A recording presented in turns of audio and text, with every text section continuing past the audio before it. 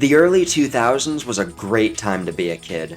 I still remember that Christmas morning when I unwrapped a Wii and spent the rest of the day playing Wii Sports with my family. I then started playing games like LEGO Star Wars The Complete Saga, Star Wars The Force Unleashed, and a long list of Mario games. See, I think Mario is a sort of canon event that we all share, because at some point in our lives we've all sat down on a couch with some friends and played Mario Kart or New Super Mario Bros. And laughed and yelled at each other, wanting to beat the shit out of someone while also having the time of our lives. With that being said, I finally sat down and watched the Super Mario Bros. Movie, and man did it take me back. Just about every scene had a reference to a classic Mario game, and the film itself feels like a love letter to the franchise, as well as the fans that have stuck with it all of these years. The story begins with Bowser attacking the Ice Kingdom and stealing a star power-up, vowing to take over the Mushroom Kingdom next. Meanwhile, in Brooklyn, New York, Mario and Luigi just spent their life savings on a TV ad for their new plumbing business, and after messing up a job with their first customer,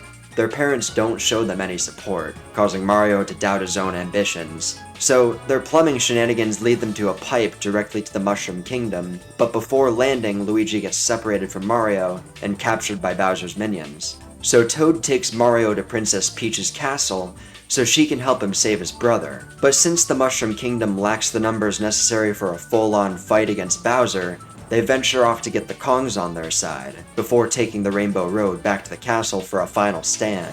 Of course, there's some complications with the plan, and the Kongs get captured, and Peach is forced to marry Bowser in order to stop her friends from getting hurt. Mario and Donkey Kong rush back and free everyone, Peach frees herself, and Mario and Luigi use the star power-up to beat the absolute shit out of Bowser, and then all is well with the Mushroom Kingdom. It's not the most perfect, life-changing story ever, but as a longtime fan of the franchise, I loved every single second of it. I didn't go into the film expecting it to be deep, or for it to have any hidden meaning or anything. I just wanted to see the goofy Italian plumbers jump around and fight a giant evil turtle while on mushrooms. And as funny as this idea is, the Super Mario Bros. Movie is made for two groups of people: adults who played a lot of Mario games when they were younger, and children.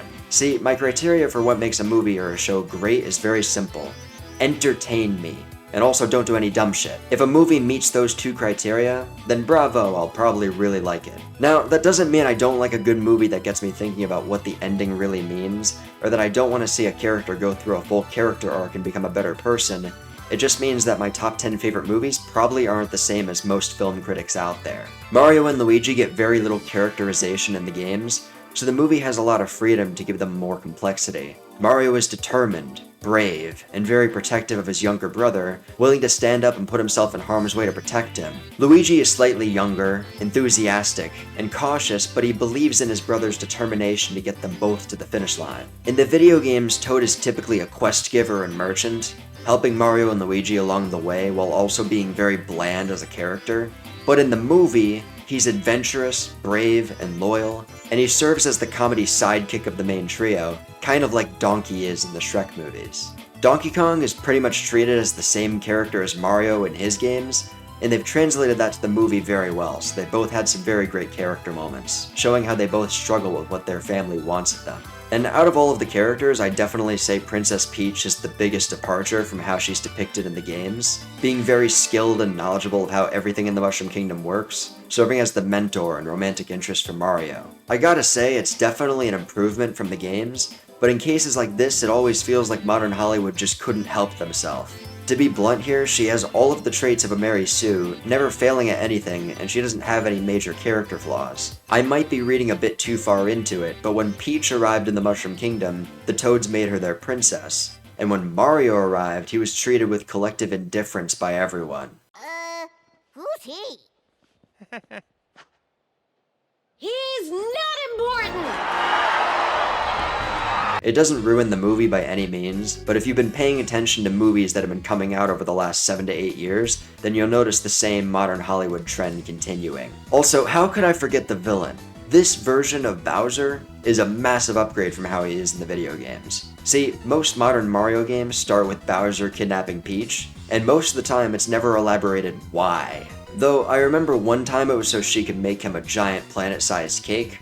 I'm not joking. For a game made for kids, I guess that was the only motivation Nintendo could think of that they would be able to relate to and understand. Sometimes my genius is It's almost frightening. Who honestly knows at this point? In the film, Bowser's goal is to marry Princess Peach and rule all of the kingdoms together, which still doesn't make much sense. It's an idea where if you think about it long enough, it becomes increasingly more unsettling. The film sometimes reinterprets certain elements away from the world of the video games, which isn't too big of a deal story-wise, but if you've played a lot of Mario games, then you'll know what I mean.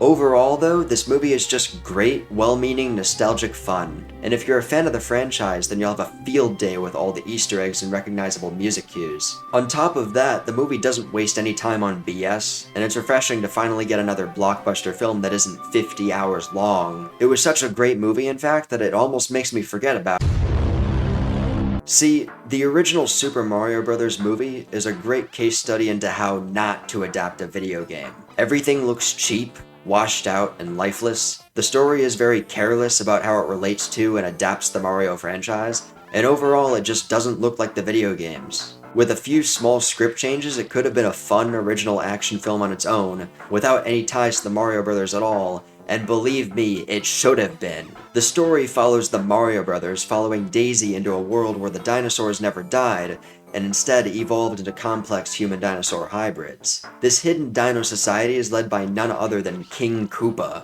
who needs a rock that was left with Daisy in order to merge both worlds together. But unluckily for him, the Super Mario Brothers are here to save the day. They run around causing havoc in Dino Hatton, and avoid getting devolved by Koopa's Mega Weapon, but fail to prevent the merge, causing both worlds to begin merging with each other. Look!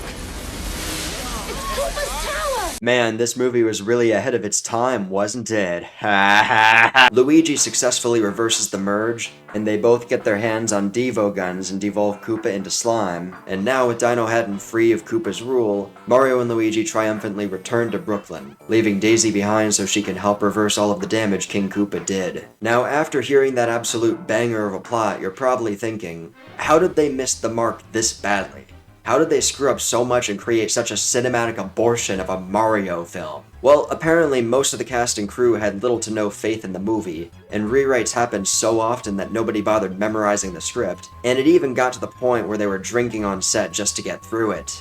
They shot 5 weeks over schedule and were way over their projected budget, and in short, it was just a massive dumpster fire waiting to happen. And the aftermath was so bad that it scared Nintendo away from making another Mario movie for 30 years. The bottom line here is that the Mario franchise was used so that its name recognition would get people to buy tickets, but other than the name, the film doesn't share any resemblance to the last 12 years of Mario history. If the names of the main characters, villains, and items were changed, then it would have been a new IP, and who knows, maybe if they didn't drag the Mario franchise into their completely unrelated film, and instead focused on developing their own promising story concepts, it would have been more successful, and might have spawned a new franchise with a few sequels. I know that if I had a promising story idea and it had to somehow be beholden to a franchise that wouldn't mesh well with it, then I would feel pretty damn insulted as a writer. But it looks like Nintendo learned their lesson, and now with the Super Mario Bros. Movie and Sonic, I think we could be in the beginning of a golden age of video game movies here. And 10 years down the line, it'll be fun to see just how far they've come, and what video game movies we'll potentially have by then. I'm looking at you, Star Wars The Force Unleashed. Anyways, I think I've said my piece on just about everything here, so goodbye.